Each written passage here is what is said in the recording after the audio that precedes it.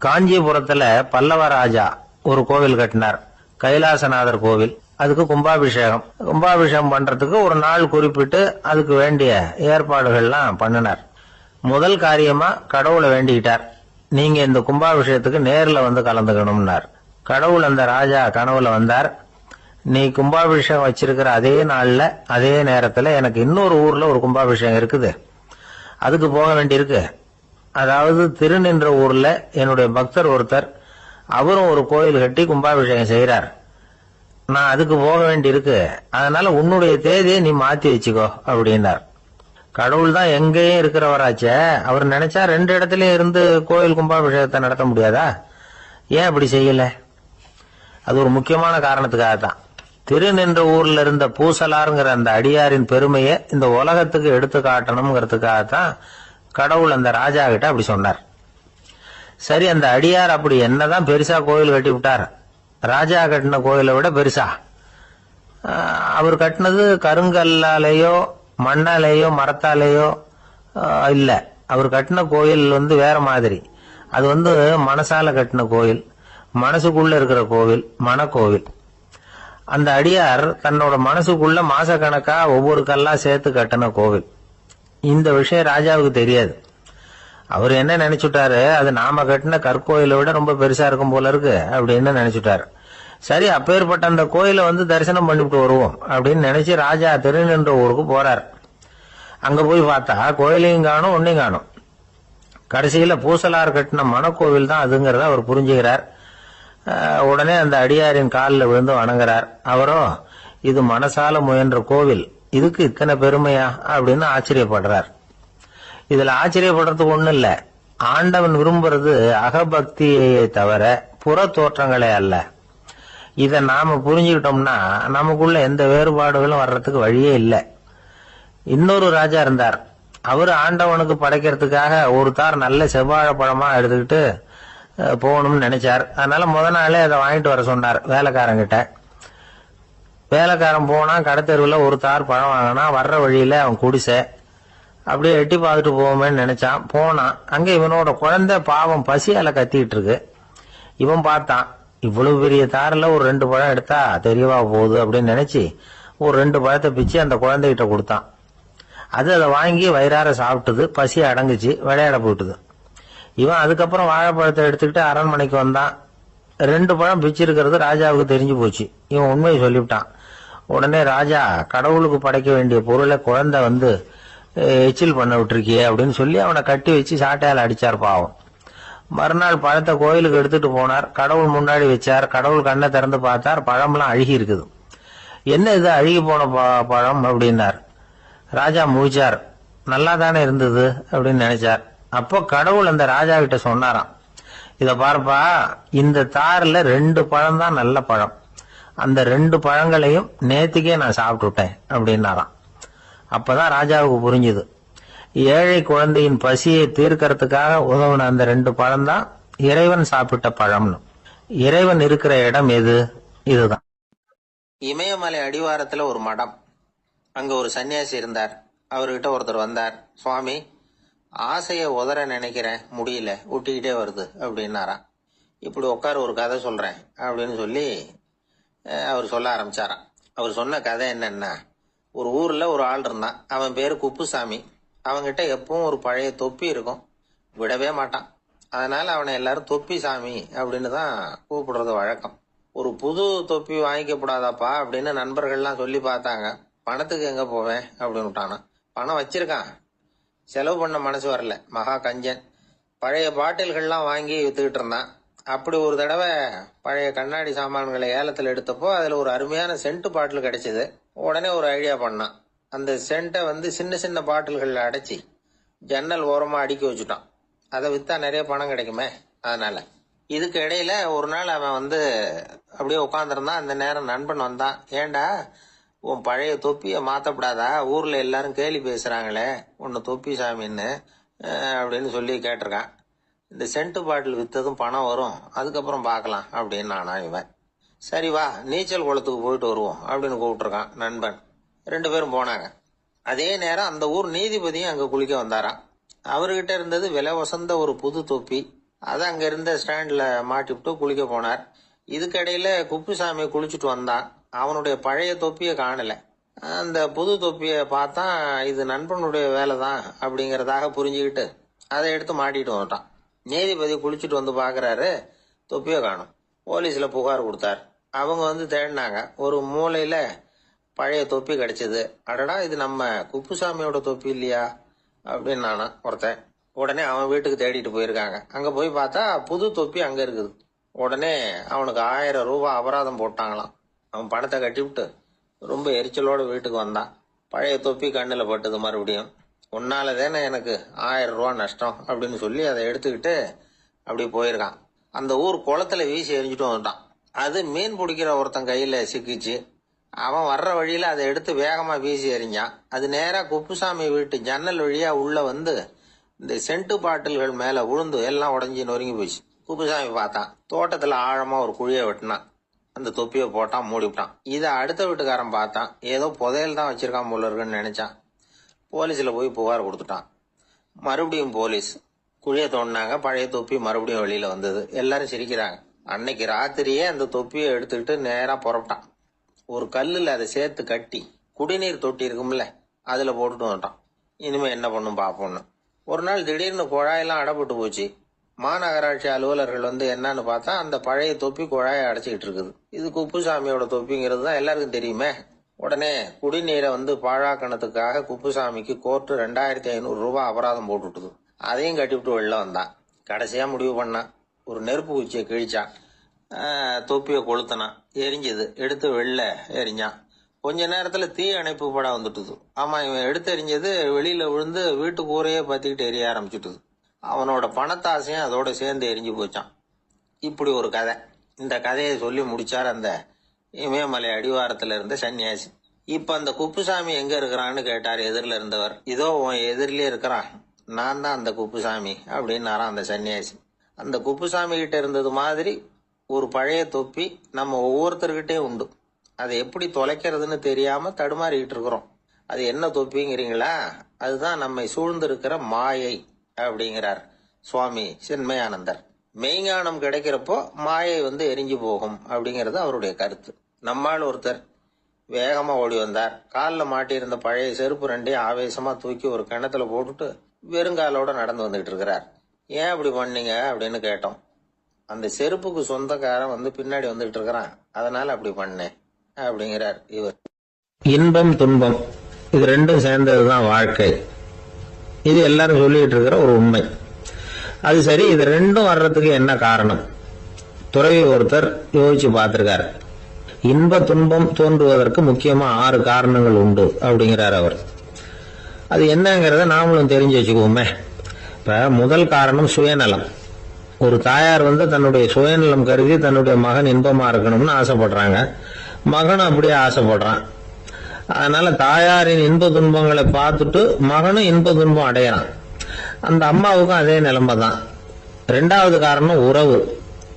நான் துறவியான பிறகு கூட உறவுங்கிற காரணத்தினாலதான் தாயாருடைய சுக துக்கங்களை கண்டு நானும் சுக துக்கம் அடைகிறேன். என் தாயாருடைய நிலைமையும் இதுதான் அப்படிங்கிறார் ஒரு துறவி. 3வது காரணம் என்னன்னா அறிமுகம். எனக்கு அறிமுகமான ஒருத்தரை ரயில் நிலையத்துல சந்திக்கிறேன். அவர் தன்னுடைய பணப்பையை எங்கேயோ தொலைச்சு விட்டு வருத்தப்பட்டு இருக்கிறார். நானும் வருத்தப்படுறேன். அந்த சமயத்துல யாரோ ஒருத்தர் இதுதானே அவங்க பணப்பை அப்படின்னு சொல்லி கொண்டாந்து நீட்டுறார். பணப்பைய தொலைச்சவர் சந்தோஷப்படுறார், நானும் சந்தோஷப்படுறேன். இது அந்த துறவி சொல்ற அனுபவம். 4வது காரணம் என்னன்னா கருணை. எனக்கு முன்னே பின்ன தெரியாத ஒருத்தனை யாரோ ஒருத்தன் அடிச்சு காயப்படுத்தி போடுறான்.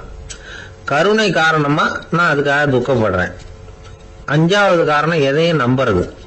ஒரு பசுமாட்டை ஒரு முரணை அடிச்சுட்டு இருக்கிறான் அப்படின்னு ஒருத்தர் வந்து நம்மகிட்ட சொல்றாருன்னு வைங்க, உடனே நான் துக்கப்படுறேன். இன்னொருத்தர் வந்து அந்த முரணனை போலீஸ்காரங்க புடிச்சிட்டு போயிட்டாங்கன்னு சொல்லி சொல்றாரு, நான் உடனே சந்தோஷப்படுறேன். 3வதா ஒருத்தர் வந்து முதல் 2 பேரும் சொன்னது பொய்யுங்கிறார். அப்ப நான் இன்ப துன்பம் ரெண்டுமே இல்லாம நிம்மதியா இருக்கிறேன். இது ஒரு விதம். அடுத்தது 6வது காரணம் என்னன்னா தன்மயமாகுதல். ஒரு நாவல் படிச்சுட்டு இருக்கிறோம், அதுல வர்ற பாத்திரங்களோட நாம ஒன்றி போயிடுறோம். அதுல வர்ற பாத்திரங்கள் சிரிச்சுன்னா நாமளும் சிரிக்கிறோம், அது அழுதுன்னா நாமளும் அழறோம். அதெல்லாம் அந்த துறவி சொல்ற அனுபவ உண்மைகள். இன்ப துன்பம் ரெண்டும் தோன்றுவதற்கு சுயநலம், உறவு, அறிமுகம், கருணை, எதையும் நம்புறது, தன்மயமாகிறது, இதெல்லாம் தான் முக்கிய காரணம் அப்படின்னு அவர் சொல்றார். ஆக கூடி ஒட்டு மொத்தமா யோசனை பண்ணி பார்த்தா பிற பொருள்கள் மீது பற்றுதல் காரணமா தான் நாம இன்ப துன்பம் அடையிறோம் அப்படிங்கறத புரிஞ்சுக்க முடியுது. மனுஷன் இன்ப துன்பம் அடையறதுக்கு 7வது காரணம் கூட ஒண்ணு உண்டு அப்படின்னு சொல்லிட்டே வந்தார் ஒருத்தர். அது என்ன அப்படின்னு கேட்டோம். அதுதான் சார் நீங்க சொல்லிட்டு வர்ற இன்று ஒரு தகவல்னார். எப்படி சொல்றீங்கன்னு கேட்டோம். இன்று ஒரு தகவல் கேட்க ஆரம்பிக்கிறப்போ மனசுல இன்பம், ஆரம்பிச்ச உடனே இது ஏற்கனவே கேட்ட சமாச்சாரமாச்சே அப்படின்னு நினைக்கிறப்போ துன்பம் அப்படின்னு அதுக்கு ஒரு விளக்கம் கொடுத்தார். ஒரு ஆள் இருந்தார். அவரு தன்னை ஒரு குருன்னு சொல்லிக்கிட்டார். மௌன குரு, வாயே திறக்கிறது இல்ல. அவருக்கு 2 சீடர்கள் உண்டு. இவங்க தான் வர்றவங்க கிட்ட பேசுவாங்க, விளக்கம் கொடுப்பாங்க. ஒரு நாள் இந்த சீடர்கள் 2 பேரும் எங்கேயோ வெளியில போயிட்டாங்க. அந்த நேரம் பார்த்து ஒருத்தர் அங்க வந்தார். குரு கிட்ட போனார். குருவே, புத்தர்னா என்னன்னு கேட்டார். குருவுக்கு ஒன்னும் புரியல. அவர் உண்மையான குருவா இருந்தாவில புரியும். அவர் திருன்னு முழிக்க ஆரம்பிச்சுட்டார். இந்த நேரம் பார்த்து இந்த சீடர்கள் எங்கேயோ போயிட்டாங்களே, என்ன பண்றது, உதவிக்கு யாராவது கிடைக்க மாட்டாங்களா அப்படின்னு அப்படியே சுத்தி பாக்குறார். அங்க பாக்குறார். வந்தவர் இதை கவனிச்சார். ஏதோ புரிஞ்சுக்கிட்ட ஒரு மாதிரி அடுத்த கேள்வி கேட்டார். தர்மம்னா என்ன சுவாமின்னார். குருவுக்கு ரொம்ப சங்கடமா போச்சு. நம்ம நிலைமை இப்படி ஆயிட்டுதே, இக்கட்ல மாட்டிக்கிட்டோமே அப்படின்னு நினைச்சபடியே விட்டத்தை பார்த்தார். அப்புறம் குனிஞ்சு தரைய பார்த்தார். அப்படியே உட்காந்துக்கிட்டார். வந்தவர் உடனே அடுத்த கேள்விக்கு போயிட்டார். தியானம்னா என்ன சுவாமின்னார். பாவம் என்ன பண்ணுவார் அந்த குரு, பேசாம கண்ணை கெட்டியா மூடிக்கிட்டார். இது ஏதடா வம்பா போச்சுன்னு.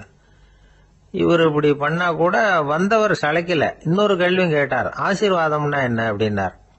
இவர் பார்த்தார். இப்படியே போனா இவர் கேள்வி கேட்கறத நிறுத்த மாட்டார் அப்படின்னு நினைச்சுக்கிட்டு எனக்கு ஒண்ணுமே தெரியாதுங்கிற பாவனையில 2 கையையும் விரிச்சு காட்டினார்.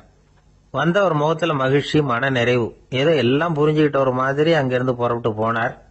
வழியில அந்த குருவோட சீடர்கள் 2 பேரையும் சந்திச்சார். உங்க குருவை தான் பாத்துட்டு வரேன்னாரு. இவரு என்ன நடந்ததுன்னு கேட்டாங்க.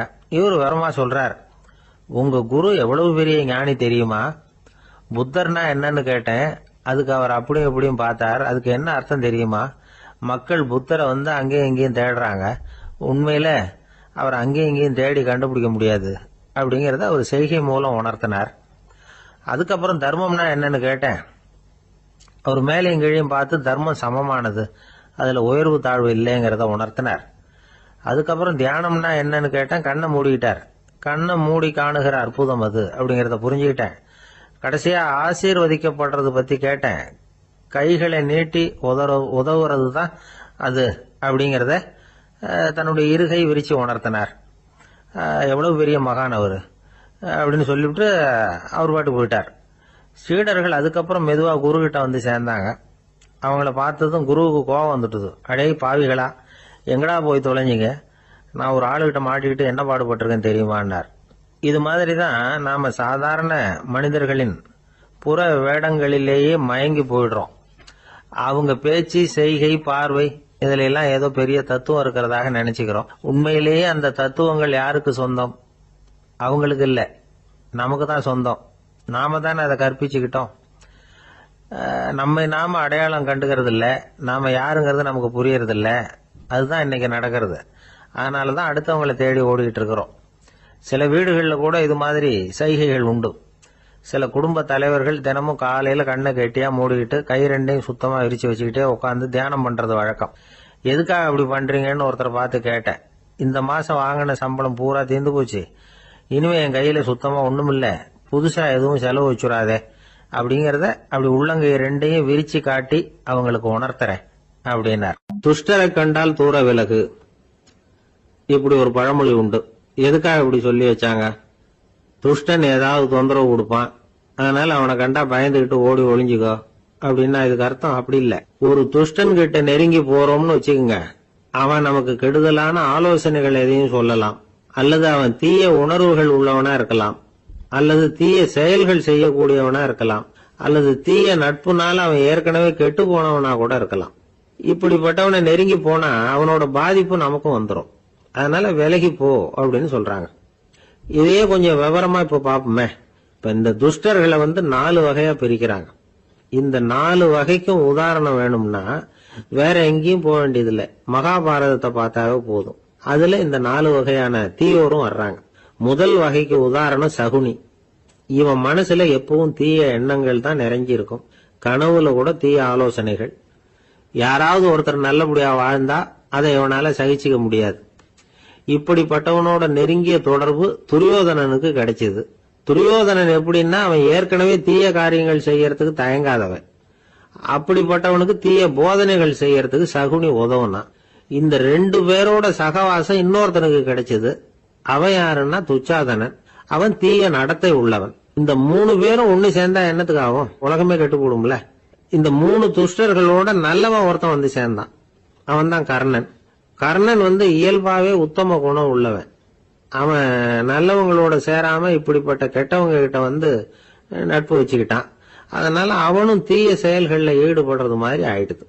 துரியோதனனுடைய நண்பனா அவனுடைய ஆதரவுல வளர்ந்ததுனால அவனுக்கு துணையா இருக்க வேண்டி இருக்குது அப்படின்னா. நட்பு உரிமையினால உதவி புரிய வேண்டியது சரிதான், அது தப்புன்னு சொல்ல முடியாது. இருந்தாலும் தீய செயல்களுக்கு உதவி செய்யறது சரியில்லை. புத்தி பலம் புஜ பலம் எல்லாம் இருந்தா கூட தெய்வ பலம் இல்லைன்னா ஜெயிக்க முடியாது. கர்ணன் மகா வீரன். இருந்தாலும் கடைசியில் அவன் கதி என்னாச்சு? அவங்ககிட்ட எல்லா நல்ல குணங்களும் இருந்தது. இருந்தாலும் ஏன் இப்படி ஆச்சு? தீயவர்களுடைய சேர்க்கை தான் காரணம். அவங்களோட சேர்ந்ததுனால இவனையும் அப்படியே நினைக்க ஆரம்பிச்சுட்டாங்கல்ல. 4 வகை துஷ்டர்கள்ல இவனும் ஒரு வகை அப்படின்னு சொல்ல ஆரம்பிச்சுட்டாங்க. அதாவது தீய ஆலோசனைக்கு சகுனி, தீய உணர்வுகளுக்கு துரியோதனன், தீய செய்கைக்கு துச்சாதனன், தீய நட்புக்கு கர்ணன். இப்படி உதாரணம் ஆயிட்டான். அதனாலதான் துஷ்டரை கண்டால் தூர விலகு அப்படின்னு சொன்னாங்க. அது புராண காலம். இப்பெல்லாம் நிலைமை கொஞ்சம் வேற விதமா இருக்குது. அன்னைக்கு ஒரு நாள் அப்படிதான் ஒரு காட்டு பாதையில யாரோ ஒருத்தர் அடிபட்டு கிடந்தார். யாரோ ஒரு துஷ்டன் அவனை அடிச்சு போட்டுட்டு போயிட்டான் போல இருக்கு. அந்த வழியா போன ஒருத்தர் பரிதாபப்பட்டு அவனை போய் தூக்குனார், ஆறுதல் சொன்னார். இத பாருங்க, இந்த வழியா எப்பவும் தனியா வரக்கூடாது. ஏன்னா இங்க ஒரு ரவுடி இருந்துகிட்டு வர்றவங்க போறவங்களை எல்லாம் வழிப்பறி பண்ணிட்டு இருக்கிறதா கேள்விப்பட்டிருக்கிறேன் அப்படின்னாராம். இனிமே அப்படி கேள்விப்பட மாட்டீங்க அப்படின்னு அந்த ஆளு. ஏன்னு கேட்டிருக்காரு இவர். அவன் சொல்லியிருக்கான், நான் தான் சார் அந்த ரவுடி. இந்த வழியா போனவங்க கிட்ட தகராறு பண்ணேன். அவங்க தான் என்ன இப்படி அடிச்சு போட்டு என்கிட்ட இருந்த பணத்தை எல்லாம் புடுங்கிட்டு போட்டாங்க சார். காலம் ரொம்ப கெட்டு போச்சு அப்படின்னு நானா ரொம்ப பரிதாபமா. ஒருத்தன் வேகமா ஓடி வந்தான். ஏப்பா அப்படி தலை தெறிக்க ஓடி வர்றேன்னு கேட்டேன். பின்னாடி துரத்திக்கிட்டு வருது சார் அப்படின்னா. ஏதாவது நாய் துரத்திக்கிட்டு வருது போல இருக்கு அப்படின்னு நினைச்சு அவனுக்கு பின்னாடி பாக்குறேன். கண்ணு கேட்டின தூரம் வரைக்கும் எதுவுமே தெரியல. ஏன்பா எதுவும் உன்னை துரத்துறது மாதிரி தெரியலையே என்ன? நல்லா பாருங்க சார் அப்படின்னா. பார்த்துட்டு தான் சொல்றேன் என்ன. இதோ பாருங்க சார், இதுதான் என்ன துரத்துது அப்படின்னு அவன் காட்டுறான். அவன் சுட்டி காட்டின இடத்துல பார்த்தா அங்க அவனுடைய நிழல் தான் தெரியுது. என்னப்பா சொல்ற அப்படின்னு சொல்லி அவனை சந்தேகமா பார்த்தேன். அதுக்கப்புறம் தான் அவன் விவரமா பேசினான். சார், எனக்கு என் நிழலை கண்டா பிடிக்கிறது இல்ல. எப்ப பார்த்தாலும் இது என்னையே பின்தொடர்ந்து வந்துகிட்டு இருக்குது. இதை என்னால சகிக்கவே முடியல. இதை என்கிட்ட இருந்து பிரிக்கிறதுக்கு எவ்வளவோ முயற்சிகள்லாம் பண்ணி பார்த்துட்டேன், முடியலன்னா. அப்படி என்னென்ன முயற்சிகள் பண்ணினேன் அப்படின்னு கேட்டேன். அவன் என்னென்ன செஞ்சாங்கிறத விவரமா சொன்னான். அவன் என்ன பண்ணிருக்கிறான், ஒரு பெரிய குழியை தோண்டி அதுல தன்னுடைய நிழலை புதைச்சிருவோம் அப்படின்னு முடிவு பண்ணிட்டு மண்வெட்டி எடுத்துக்கிட்டு தோட்டத்து பக்கம் போயிருக்கான். ஆழமா ஒரு குழியை தோண்டி இருக்கான். குனிஞ்சு பாக்குறான். அந்த குழிக்குள்ள தன்னுடைய நிழல் தெரியுது. ஆஹா, இதுதான் சமயம். நிழல் இப்ப குழிக்குள்ள இருக்கு, மண்ணை போட்டு மூடி போடலாம் அப்படின்னு நினைச்சுக்கிட்டு கொஞ்சம் மண்ணை அள்ளி போட்டான். பார்த்தா இப்ப அந்த நிழல் அந்த மண்ணுக்கு மேல நிக்குது. இது ஏதுடா வம்பா போச்சு அப்படின்னு அவசரமா மண்ணை வாரி போட்டு மூடி பாக்குறான். குழி பூராவும் மூடி விட்டு பாக்குறான். மறுபடியும் நிழல் மேல உட்காந்துக்கிட்டு இருக்குது. சரி, இத குழியில புதைக்க முடியாது அப்படின்னு முடிவு பண்ணிட்டு இதை இங்கேயே இப்படியே விட்டுட்டு ஒரே ஓட்டமா ஓடி போடுவோம் அப்படின்னு நினைச்சு எடுத்தான் ஓட்டம். அது காலை நேரம். இவன் மேற்க நோக்கி ஓடிட்டு இருக்கிறான். ஓடி ஓடி பாக்குறான், நிழல் இவனை விட வேகமா இவனுக்கு முன்னாடி ஓடிட்டு இருக்கு. சரி, திரும்பி ஓடி பார்ப்போம் அப்படின்னு நினைச்சுக்கிட்டு அப்படியே சடார்னு திரும்பி ஓட ஆரம்பிச்சான். பார்த்தான், அப்பாடா நிழலை காணல. கொஞ்ச தூரம் ஓடி ஒரு இடத்துல நின்னு அப்படியே சாவகாசமா திரும்பி பாக்குறான். பின்னாடி நின்றுட்டு இருக்குது நிழல். இப்படி ஓடி வந்துதான் இங்க நம்ம முன்னாடி நின்று தன்னுடைய அவஸ்தையை சொல்லிட்டு இருக்கிறான். இந்த நிழலை துரத்துறது அல்லது வெட்டி விடுறது, இதுக்கு ஏதாவது வழி இருக்கா சொல்லுங்க சார் அப்படிங்கிறான். நமக்கு ஒன்றும் புரியல. அந்த நேரம் பார்த்து ஒரு பெரியவர் வந்தார். அவர்கிட்ட யோசனை கேட்டோம், என்ன செய்யலாம்னு. அவர் சொன்னார், இந்த பாருப்பா, நீ அங்கேயும் எங்கேயும் ஓடாத, அப்படியே கீழே படுத்துக்கொண்டார். அது நல்ல உச்சி வேலை. அவன் அப்படியே கீழே படுத்துக்கிட்டான். இப்போ அப்படி இப்படின்னு திரும்பி பார்க்கறான், நிழலை காணல. அவன் இப்போதான் நிம்மதியா இருந்தான். இப்ப அந்த பெரியவர் சொன்னார், எல்லா மனிதர்களுமே இப்படிதான் ஓடிட்டு இருக்கிறாங்க. நான் எனது அப்படிங்கிற ஆணவம் தான் அவங்கள துரத்திக்கிட்டு இருக்கு. அதை விட்டுட்டு ஓடணும்னு நினைச்சாலும் அது முன்னாடி வந்து நிக்குது. பரம்பொருளை நோக்கி ஓடுறப்போ இந்த ஆணவம் பின்னாடி வந்து விடுது. பரிபூர்ண சரணாகதிங்கிற நிலையில அது முழுசுமா மறைஞ்சுடுது. தன்னை உணர்கிற வேலை அது. அந்த நேரம் மனிதனுக்கு விடுதலை உணர்வு ஏற்படுகிற நேரம் அது. அப்படிப்பட்ட சுதந்திர மனிதர்களாக எல்லாரும் மாறி போயிட்டாங்கன்னா இந்த உலகமே இன்பமயம் அப்படின்னு ஒரு விளக்கம் கொடுத்தார் பெரியவர். நம்மால் ஒருத்தர் வேகமா ஓடி வந்துகிட்டு இருந்தான். ஏன்டா அப்படி ஓடி வர்ற அப்படின்னு கேட்டார் எதிரில் வந்தவர். ஆசை துரத்துது, அதுதான் ஓடி வர்றேன்னா. உனக்கு என்ன ஆசைன்னு கேட்டார். எனக்கு ஒன்றும் ஆசை இல்லைங்க, என்னை எப்படியாவது பிடிச்சுடணும்னு போலீஸ்காரங்களுக்கு ஆசை. அந்த ஆசை இப்ப என்னை துரத்தி பின்னாடி வந்துகிட்டு இருக்குது. அதுதான் தப்பிச்சு வந்துகிட்டு இருக்கிறேன். குறுக்க நிக்காதீங்க சார், வழியை விடுங்க அப்படின்னு சொல்லிவிட்டு வேகமா ஓடி மறைஞ்சான். ஊர்ல ஒரு மன்னன் இருந்தான், கொடுங்கோல் மன்னன். நிறைய தொந்தரவு பண்ணிட்டு இருந்தான். அவன் ஒரு தடவை என்ன பண்ணான் தெரியுமா? ஒரு தப்பும் பண்ணாத ஒரு இளைஞனை பிடிச்சி ஜெயில அடைச்சுட்டான். அந்த பையனோட சொந்தக்காரங்கள்லாம் ராஜா கிட்ட போனாங்க. அவன் ஒரு தவறும் பண்ணல, அவனை விடுதலை பண்ணுங்க அப்படின்னு கெஞ்சி கேட்டுக்கிட்டாங்க. மன்னன் வந்து யோசனை பண்ணான். அந்த இளைஞனை கூப்பிட்டுட்டு வர சொன்னான். அவனை கொண்டாந்து ராஜா முன்னாடி நிறுத்தினாங்க. இதை பாருப்பா, உன்னை நான் விடுதலை பண்ணுவேன், ஆனா ஒரு கண்டிஷன். அந்த நிபந்தனையை நீ நிறைவேற்றினா உனக்கு விடுதலை அப்படின்னா மன்னன். சரின்னு ஒத்துக்கிட்டான் பையன். மன்னன் வந்து கண்டிஷன் என்னங்கிறத சொன்னான். உங்ககிட்ட ஒரு செம்மறி ஆட்டை கொடுக்க போறேன். 1 மாசத்துக்கு அதுக்கு தேவையான தீனியையும் கொடுக்க போறேன். 1 மாசம் கழிச்சு அந்த ஆட்டை வந்து எடை போட்டு பார்ப்பேன். அந்த ஆட்டின் எடை கொஞ்சம் கூட கூடி இருக்கக்கூடாது. எடை கூடி இருந்தா உனக்கு விடுதலை கிடையாது. என்ன சொல்ற அப்படின்னா. பையனுக்கு ஒன்றும் புரியல, பயமா போட்டுது. குழம்பிக்கிட்டே நின்றுட்டு இருக்கிறான். சரி, ஒரு நாள் டைம் தரேன், நல்லா யோசனை பண்ணி பார்த்துட்டு நாளைக்கு உன் முடிவை சொல்லு அப்படின்னா மன்னன். பையன் கவலையோட வெளியில வந்தான். அங்க ஒரு பெரியவர் நின்றுகிட்டு இருந்தார். அவர்கிட்ட விஷயத்தை சொன்னான். அந்த பெரியவர் இந்த பையனுக்கு காதோட காதா ஒரு வழியை சொல்லி கொடுத்தார். அதை கேட்டதும் பையன் மறுபடியும் மன்னன் முன்னாடி வந்து நின்னா, உங்க நிபந்தனையை ஏத்துக்கிறேன்னு சொன்னான். மன்னன் வந்து ஒரு ஆட்டுக்குட்டியையும் அதுக்கு 1 மாசத்துக்கு தேவைப்படுற தீவனத்தையும் கொடுக்கும்படியா உத்தரவு போட்டான். கொடுத்தாங்க, ஓடிட்டு போயிட்டான். 1 மாசம் தினமும் தவறாம அந்த தீவனத்தை ஆட்டுக்குட்டிக்கு போட்டுக்கிட்டு இருக்கிறான். 1 மாசம் கழிச்சு அந்த ஆட்டை வந்து அரண்மனைக்கு ஓட்டிட்டு போனான். மன்னன் அதை எடை போட்டு பாக்குறான், எடை கூடவே இல்லை, அப்படியே தான் இருக்குது. உடனே போட்ட நிபந்தனைப்படி அந்த இளைஞனை வந்து விடுதலை பண்ணிவிட்டான். சரி, ஆட்டுக்கு எடை கூடாம இருக்கிறதுக்கு அந்த பெரியவர் சொல்லி கொடுத்த யோசனை என்ன அப்படின்னா, அது வேற ஒண்ணும் இல்ல. அந்த ஆட்டுக்கு எதிரில அது கண்ணுல படுற மாதிரி ஒரு ஓநாயை கட்டி போட சொன்னார். அவ்வளவுதான். ஆட்டுக்கு ஓநாய்ங்கிறது பிறவி பகை. ஓநாயை பார்த்தா ஆடு நடுங்க ஆரம்பிச்சிரும், அவ்வளவு பயம்.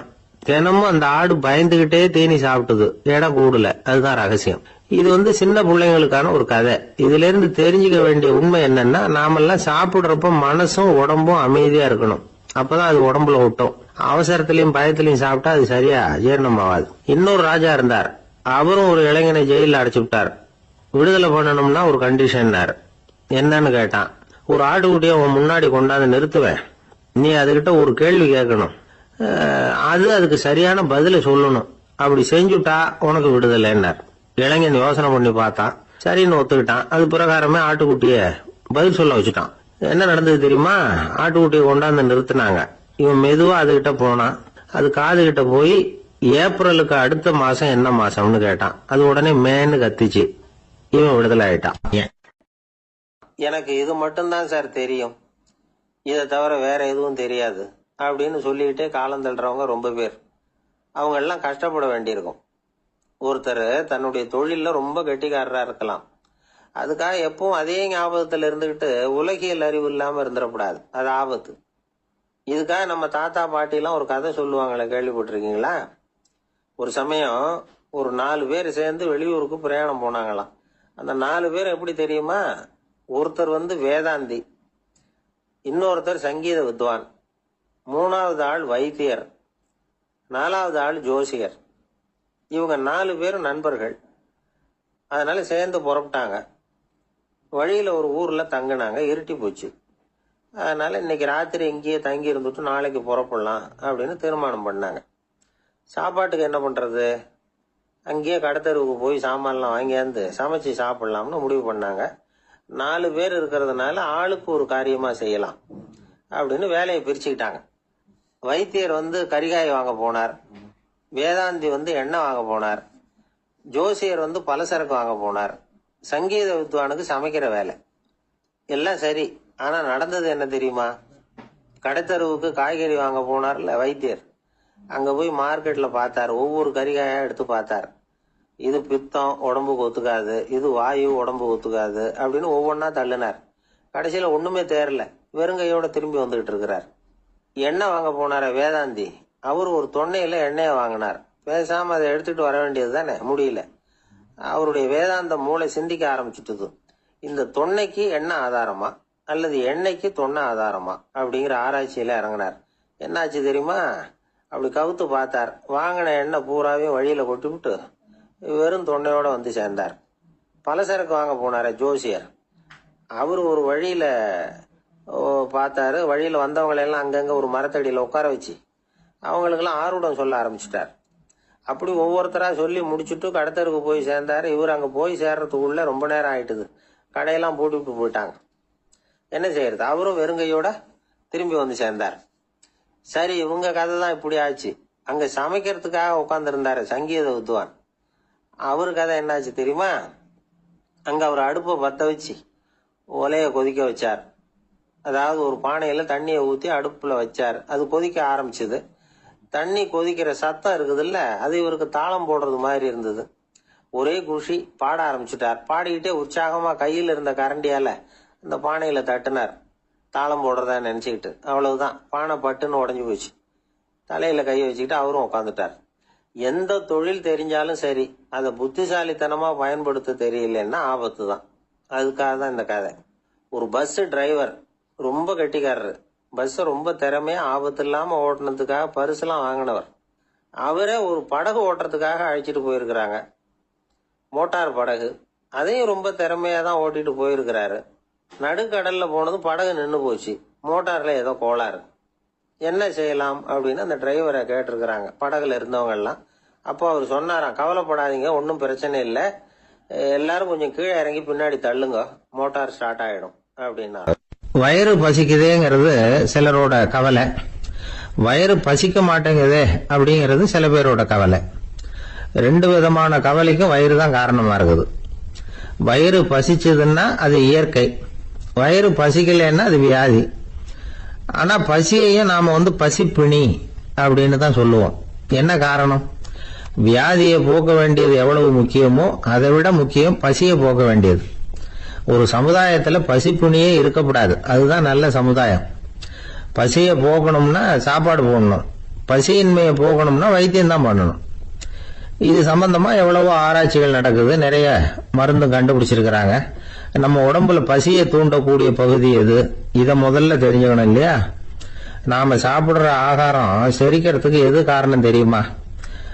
நம்ம மூளையோட பின்பகுதி தான் அதுக்கு காரணமா இருக்குதான். மூளையின் பின்பகுதியில நரம்பு செல்களால் ஆன 2 வகையான ஆரக்சின்கள் தான் பசியை உண்டாக்குது அப்படின்னு கண்டுபிடிச்சிருக்கிறாங்க. 2 ஆய்வாளர்கள் இதை கண்டுபிடிச்சிருக்காங்க. அவங்க 2 பேரும் டெக்சாஸ் பல்கலைக்கழகத்துல ஹார்வர்டு ஹக்ஸ் மருத்துவ கல்வி நிலையத்துல பணிபுரியறவங்களாம். உண்பது தேவைங்கிறது உணரப்படும் போது மூளையின் அந்த குறிப்பிட்ட பகுதி ஆரக்சின் அப்படிங்கிற ஹார்மோன்களை சுரக்கும். அது பசி உணர்வை தூண்டும் அப்படிங்கிறது தான் இந்த ஆய்வாளர்களின் கண்டுபிடிப்பு. இந்த ஆரக்சின் வேற சில உயிரினங்கள்லயும் உண்டு. இப்ப எலிகள்ல கூட இது இருக்குது.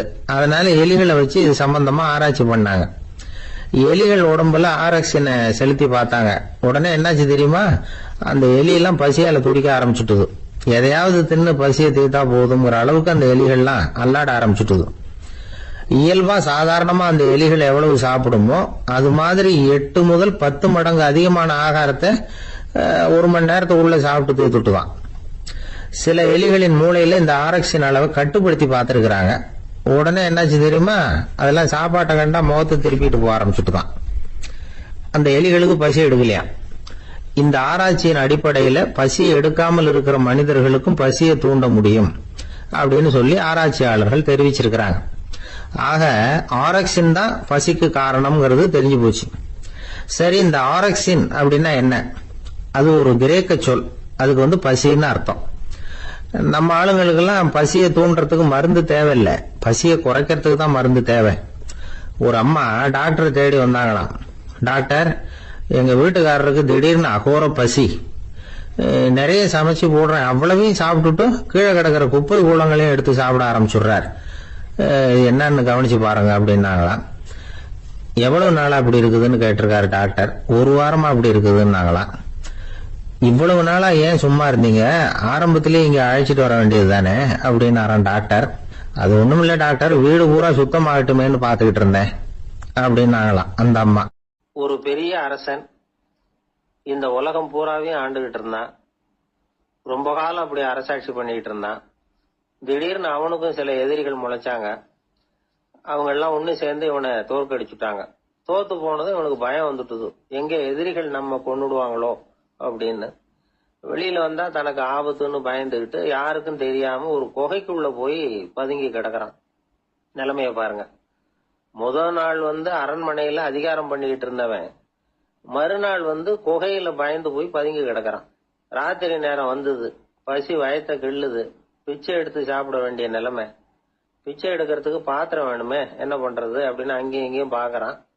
ஒரு மூலையில யாரோ விட்டுட்டு போன ஒரு ஓடு கிடக்குது, அதை எடுத்துக்கிட்டு புறப்பட்டான்.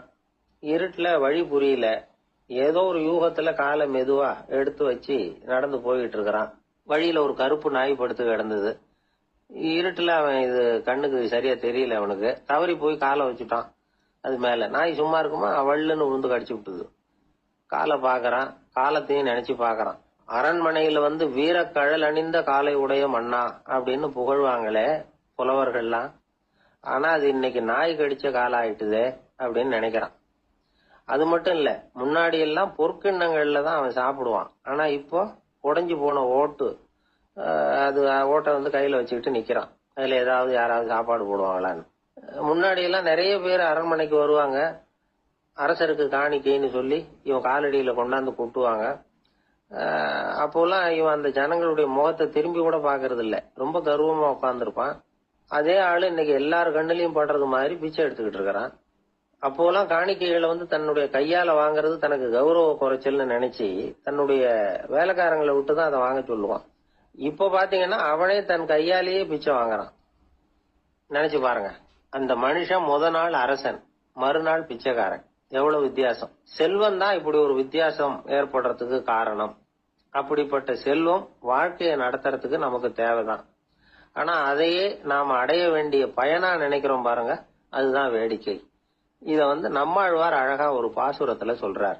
ஒரு நாயகமாய் ஓட உலகுடன் ஆண்டவர், கருணாய் கவர்ந்த காலர், சிதைகிய பானையர், பெருநாடு காண இம்மையிலே பிச்சைதாம் கொள்வர், திருநாரணன் தாழ் காலம் பெற சிந்தித்து உய்மினோ அப்படிங்கிறார் நம்மாழ்வார். ஒரு பெரிய பணக்காரர் ஒரு துறவிகிட்ட போய், சாமி என்கிட்ட நிறைய பணம் இருக்கு, இருந்தாலும் நிம்மதி இல்ல, என்னால நிம்மதியா இருக்க முடியல, என்ன காரணம்னு கேட்டாராம். உடனே அந்த துறவி இதுக்கு நேரடியா பதில் சொல்லாம பக்கத்துல நின்றுகிட்டு இருந்த ஒரு குழந்தைய கூப்பிட்டார். அது ஓடியாந்தது. ஒரு ஆப்பிள் பழத்தை எடுத்து அது கையில கொடுத்தார். அதை வாங்கிட்டு குழந்தை சிரிச்சுது. இன்னொரு பழத்தை எடுத்து கொடுத்தார். அதை இன்னொரு கையில வாங்கிட்டு சிரிச்சுது. 3வது ஆப்பிள் எடுத்து கொடுத்தார். 2 பழத்தையும் நெஞ்சில் அணைச்சிக்கிட்டு 3வது பழத்தையும் வாங்கறதுக்கு முயற்சி பண்ணிச்சு. ஆனா அது உடனே நழுவி கீழே விழுந்து உருண்டு ஓடிச்சு. ஏற்கனவே இருந்ததும் விழுந்துட்டுது. இப்ப அந்த குழந்தை அழ ஆரம்பிச்சுட்டுது. இப்ப அந்த துறவி பணக்காரர்கிட்ட சொன்னாராம், குழந்தைய கவனிச்சியா, 2 ஆப்பிள் போதும்னு அது நினைச்சிருந்தா இப்போ அது அழ வேண்டிய அவசியம் வந்திருக்குமா அப்படின்னாராம். எதுவுமே அளவுக்கு மிஞ்சினா துன்பம் தான். இந்த காலத்துல இதெல்லாம் யாரு காதுல வாங்குறாங்க? ஒருத்தனை நல்ல வழிக்கு கொண்டு வரணும்னு நினைச்சு அவனை கூப்பிட்டு உட்கார வச்சு இந்த கதையை சொல்லிட்டு இருந்தாங்க.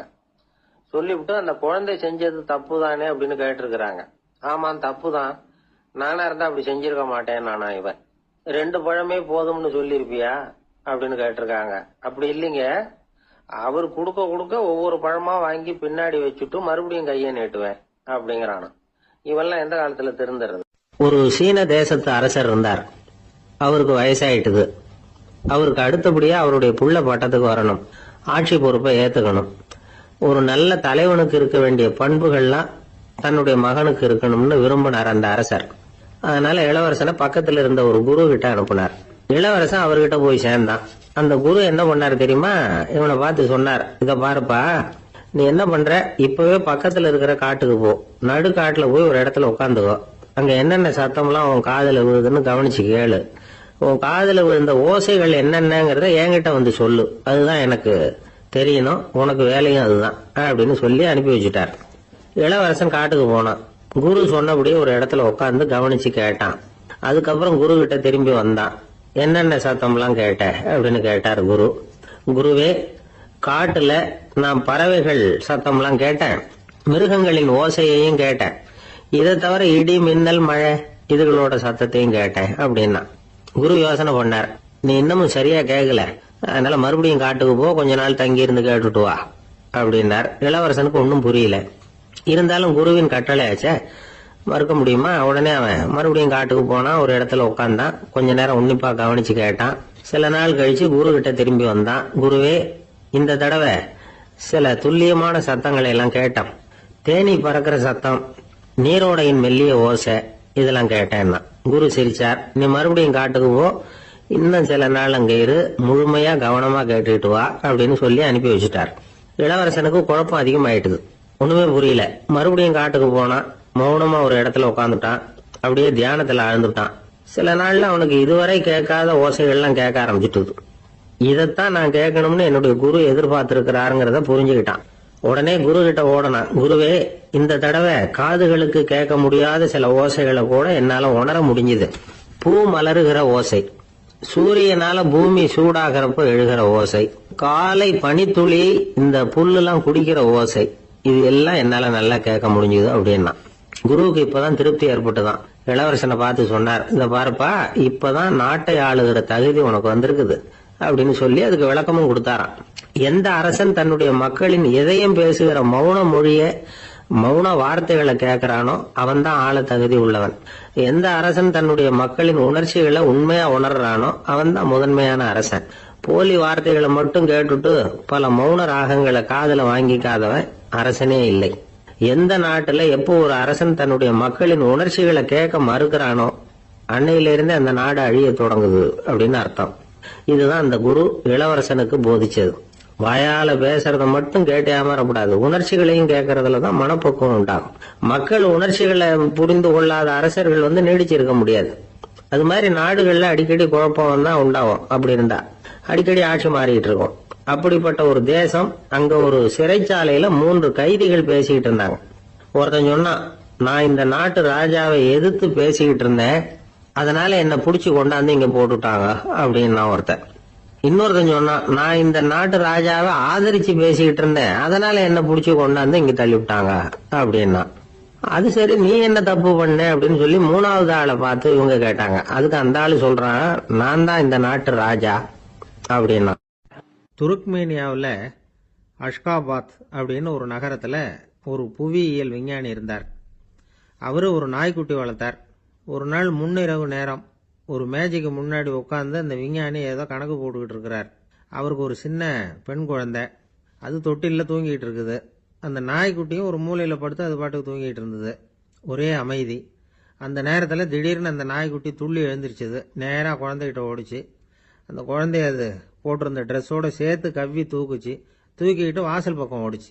நாய்க்குட்டி குழந்தைய கவ்வி தூக்க முடியுமாங்கிற சந்தேகம் உங்களுக்கு இல்லையா? நீங்கள் நம்ம ஊர் நாய்க்குட்டியவே பார்த்து பழக்கப்பட்டிருக்கீங்க, அதனால நம்புறதுக்கு சிரமமாக இருக்கும். அந்த ஊர்ல எல்லாம் அது ரொம்ப ஸ்ட்ராங்காக இருக்கும், ஒரு ஏதோ கண்ணுக்குட்டி மாதிரி இருக்கும். விஞ்ஞானி அதை பார்த்துட்டார். உடனே அந்த நாய்க்கு வெறி பிடிச்சிட்டுதுன்னு முடிவு பண்ணிட்டு தன்னோட கை துப்பாக்கி எடுத்துக்கிட்டு ஓடி வந்தார். அவர் வெளியில நாய்க்குட்டி எங்க அப்படின்னு பார்த்து தேடுறார். அந்த நேரத்தில் அந்த வீடு இடிஞ்சு விழுது. காரணம் பூமி அதிர்ச்சி. இப்படி பூமி அதிர்ச்சி உண்டாக போகுதுங்கிறது இந்த நாய்க்குட்டிக்கு முன்னாடியே தெரிஞ்சு போச்சு. அதுதான் குழந்தைய தூக்கிட்டு வெளியில ஓடி வந்திருக்குது. அது மூலமா அந்த குடும்பத்தையே காப்பாத்தி இருக்குது அந்த நாய்க்குட்டி. இந்த சம்பவம் நடக்கிறதுக்கு 3 நாளைக்கு முன்னாடியே சில பிராணிகளுக்கு இப்படி நடக்க போகுதுங்கிறது தெரிஞ்சிருக்குதான். ஆமா, அந்த நகரத்துல 3 நாளைக்கு முன்னாடியே பாம்பு, பல்லி இதெல்லாம் அது தங்கியிருந்த வலையை விட்டு வெளியில ஓடி வந்துட்டுது. அதே மாதிரி அங்கிருந்த புறாவெல்லாம் பறந்து போயிடுச்சான். இதே மாதிரி யுகோஸ்லோவியாவில் கூட ஒரு நகரம், அங்க ஒரு நாள் ராத்திரி ஒரு மிருக காட்சி சாலையில திடீர்னு ஒரு பெரிய கலவரம், கூச்சல், குழப்பம். அங்க இருந்த கழுதை, புலி, யானை, பறவை எல்லாம் கண்ணாபின்னான்னு கத்த ஆரம்பிச்சுட்டுது. நீர் யானை அதுக்குன்னு போடப்பட்டிருந்த தடுப்பையே தாண்டி குதிச்சு வெளியில வந்துட்டுதான். மறுநாள் தான் எல்லாருக்கும் விஷயம் புரிஞ்சுது. அடுத்த நாள் காலையில அங்க பூமி அதிர்ச்சி உண்டாயிட்டுது.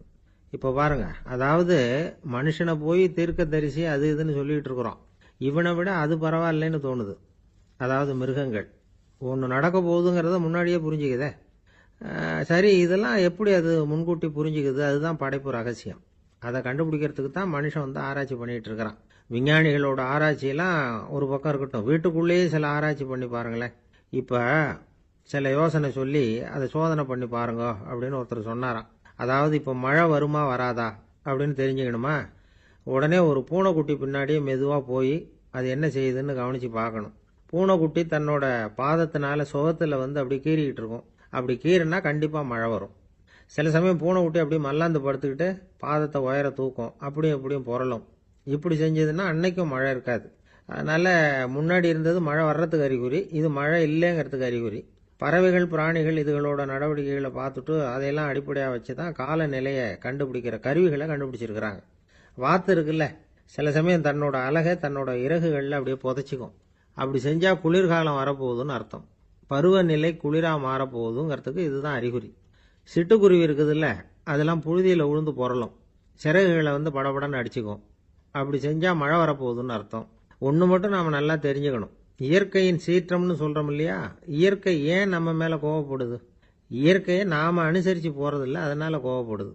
காடுகளை அழிக்கப்படாது, விலங்குகளை கொல்லக்கூடாது, இயற்கை ஏற்படுத்தி வச்சிருக்கிற சமநிலையை கெடுக்கப்படாது. அதை புரிஞ்சுக்கிட்டு வாழ்ந்தோம்னா பூமியும் நடுங்காது, நாமளும் நடுங்க வேண்டிய அவசியம் இருக்காது. ஒருத்தர் இருந்தார், சாராய கடைக்கு போனாராம், நிறைய சாப்பிட்டார். அப்புறம் சொன்னார், இது ரொம்ப அற்புதமான சரக்கு போல இருக்கு, உள்ள போன உடனே இந்த பூமியே நடுங்கிறது மாதிரி இருக்கு எனக்கு அப்படின்னாராம். இதுக்கு கடைக்காரர் சொல்லியிருக்கார், நீங்க சாப்பிட்டது வெறும் பச்சை தண்ணி தாங்க, இப்ப ஏற்பட்டிருக்கிறது நிஜம் பூமி அதிர்ச்சி அப்படின்னு. காசியில் இருக்கிற கடவுள் காசி விஸ்வநாதர், அங்க இருக்கிற தேவி காசி விசாலாட்சி. இவங்க 2 பேரும் ஒரு நாள் பேசிக்கிட்டு இருந்தப்போ கடவுள் சொன்னார், இந்த மனிதர்களை நாம ரொம்பவும் நம்பிக்கையோட தான் படைச்சிருக்கிறோம், இருந்தாலும் அவங்களுக்கு தான் நம்பிக்கை இல்லை, எதுலேயும் ஒரு உண்மையான நம்பிக்கை இல்லாமல் வாழ்ந்துகிட்டு இருக்கிறாங்க அப்படின்னார். என்ன அப்படி சொல்றீங்க? அதோ பாருங்க, எவ்வளவு பேர் காசியை தேடிட்டு வந்து கங்கையில் குளிச்சுக்கிட்டு இருக்கிறாங்க, அவங்கெல்லாம் நம்பிக்கை இல்லைன்னா இவ்வளவு தூரம் தேடிட்டு வந்து இங்கே குளிப்பாங்களா அப்படின்னு நாங்கள் தேவி.